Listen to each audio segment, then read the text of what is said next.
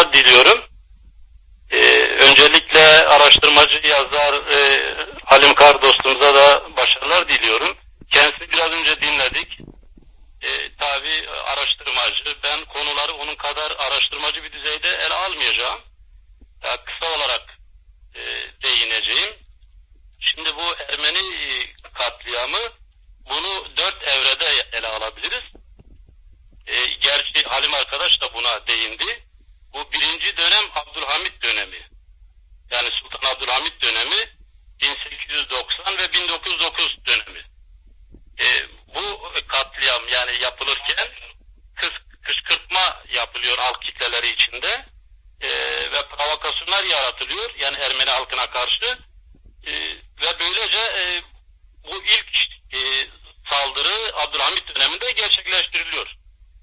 Ve bunu devamen de yani artık Abdülhamit bir dönem sonra bu katliamlarını yürütemiyor. Yani bir yerde tıkanıyor, baş edemiyor. Gerçi Abdülhamit'in kendisi bu hatıralarında bu konuya değinirken bunu ele alıyor. Yani bunun nedenini ele alıyor. Diyor ki ben son dönemlerde artık elimde bir şey kalmıştı. Yani bu Ermenilerde Katolikler ve Ortodokslar vardı. Bunları kullanmam tek koz olarak elimdeydi. Bunları kullanarak Ermeni gücünü zayıflatmak istiyordum. Yani Ermeni gücünü zayıflatmak istiyordum.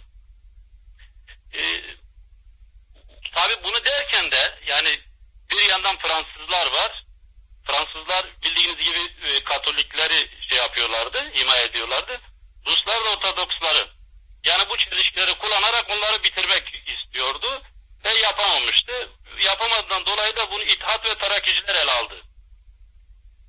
Evet. Tabii bu İttihat ve Terakiciler bir yerde Ermeni sorunu çözmek için. Yani bu katliamı bir yerde belli bir şeyler bürünlere döndürerek bunu önlemek şeyle ortaya çıktılar. Fakat bu da çelişkilidir. Yani İttihat Terakicilerin amacı bu yarım kalan katliamı tamamlamak amacına yönelikti. Çünkü yine Abdülhamit şöyle diyor. Bu genç kuşaktan oluşan bu İttihat ve Terakicileri diyor ben yurt dışında finanse ettim diyor. Onların çıkardıkları yayınlara diyor destekler sundum diyor. Amacım diyor bunları diyor perişan duruma düşmelerini önlemekti. Çünkü süreç içinde bunlar benim büyüklüğümü göreceklerdi diyor. Neyse bunu kısa kesiyorum. Yani bu iki dönem çok önemli. Yani Abdülhamit dönem ve İttihat Terakkici. Yani Atatürk'e kadar gelen bir dönem. Daha sonra yani bildiğiniz gibi bu Çarlık Rusyası'nın yıkılmasıyla birlikte yani Sovyetler Birliği'ndeki bu Çarlık Rusyası'nın yıkılması, Sovyet Sosyalist Cumhuriyetler Birliği'nin kurulması yani 17 Ekim devrimiyle birlikte Rus orduları çekilmek zorunda kalıyor ve bölgenin güvenliği Ermenilere bırakılıyor. Evet, dinliyoruz. Ermenilere bırakılıyor. Yani Ermeniler burada kendi başlarına kalmak zorunda kalıyorlar ve Türkler kendi ajanlarını bu bölgedeki işte Azerbaycan ve o yakın bölgelere sokarak Ermenileri işten bitirmek istiyorlar. İşten saldırıyor, parçalamak istiyorlar.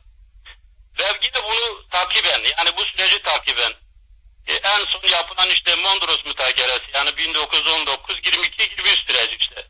Bu artık o günden yani 1800'lerle başlayan ve günümüze kadar devam edilen Ermeni sorunu ve Ermeni katliamı hala tartışılmakta ve çözüme de gidilmemiştir. Yani bu konuda bir çözüm de ortaya konulmamıştır. Fakat için acı yani şimdi Halim arkadaş biraz önce değindi. Bu Kürtlerin konumuna burada pek fazla el atmadı. Şimdi bu birinci evre dediğimiz bu 1890 döneminde Evet, dinliyoruz. Hamidye alayları var.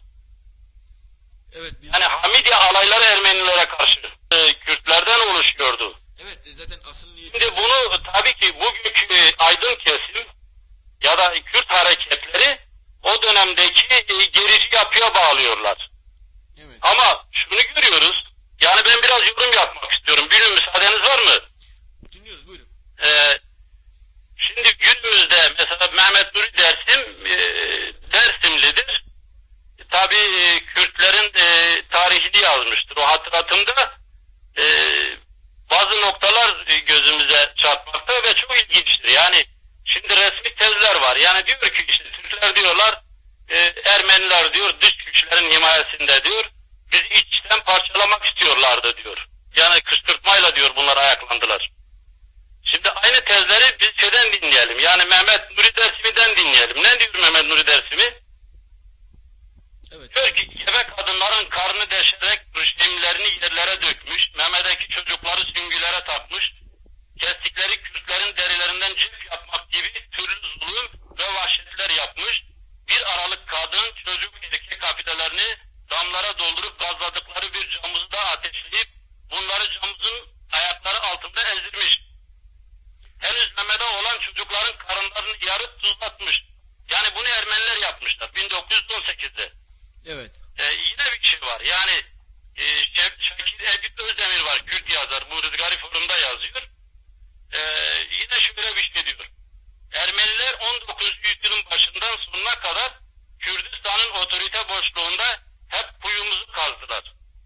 Ve özellikle Kürdistan'ın asli unsurları olmayan Ermeniler bütün Kürdistan toprağını bir bağımsız Ermenistan'a dönüştürmek istediler. Başta Britanya İmparatorluğu olmak üzere Alman, Avusturya, Rusya, Fransa ve 7 tane devlet-i muazzamayı arkalarına aldılar. Çeteler kurup devletsiz, otoritesiz yönetimleri çoktandır tasfiye edilmiş çaresiz Kürtlere karşı kullandılar. 1000 senedir Kürdistan yönetimlerinde özgür ve sorunsuz yaşayan ve hiçbir zaman gayri insan bir muameleye tabi tutulmayan Ermeniler Kürtlerin eşkıyalığını ve çapulculuğunu tüm dünyaya yaydılar. Bunun gibi onlarca örnek var. Evet. Yani dolayısıyla bu Ermeni katliamında Kürtlerin rolü küçümsenemez.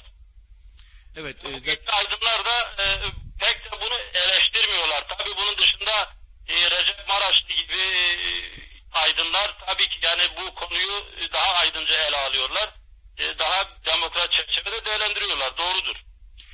Sayın Pak, bir değerlendirme noktasında yani birinci bölümü eğer kendiniz açısından bir toparlama yaparsanız biz ikinci bölüme geçeceğiz diyorum. İkinci bölümde tekrar sizinle yine bir telefon bağlantısı kuracağız. Evet. Bu ikinci bölümümüz Kemalizm. Ben bu yani toplamadan önce şimdi bu biraz şey etmek istiyorum. Şimdi bu Sultan Abdülhamit'in hatıra defteri var. Bu İsmet Bozdağ tarafından yayınlanmış. Evet. Şimdi burada bir şey söylüyor. Yani diyor ki Ermeni meselesi diyor Ermeniler meselesi değildir diyor. Rahat bir yürekle diyor söyleyebilirim ki Ermeni kavmi Osmanlı'yı en iyi benimsemiş, onu en iyi temsil etmiş bir kavimdir. Yani şimdi şeyler var yani burada çelişkiler var yani burada sorunlar var. Tabii biz bunu bir röportaj çerçevesinde şey yapamayız. Evet. Ele alamayız. Yani bir sürü çelişkili olay var işin içinde. Şimdi... Ama işin tarafı buradaki Zazaların pozisyonu. Evet. Yani gerçekten bu katliamda, bu Ermeni katliamında ister Dersim bölgesinde olsun, isterse yani Kuzey Güney bölgesinde olsun Zazalar Ermenileri korudular.